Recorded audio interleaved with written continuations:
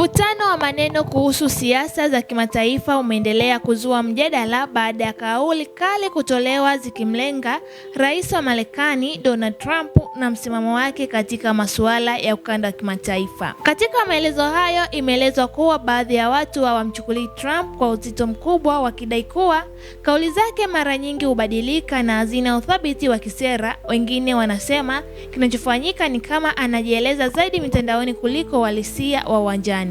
Imedaiwa pia kuwa mara kwa mara huonekana akitoa matamko yanayobadilika, hali inayozua maswali kuhusu msimamo wake wa kweli katika masuala ya kimataifa. Hata hivyo, upande mwingine wa mjadala unaonyesha kuwa kuna maamuzi na hatua zilizochukuliwa ambazo zimeathiri mahusiano na baadhi ya washirika wa kimkakati katika maeneo mbalimbali. Kwa mujibu wa kauli hizo, upande unatoa maoni unasisitiza kuwa wao wapo site eneo la tukio na kwamba wanafuata utaratibu wao ulio wazi bila kutegemea msimamo ya mtu mmoja. Kauli hizi zinaendelea kuchochea mjadala mpana kuhusu uongozi, mawasiliano ya kisiasa na namna viongozi wa dunia wanavyotafsiriwa na wanaofuatiliwa.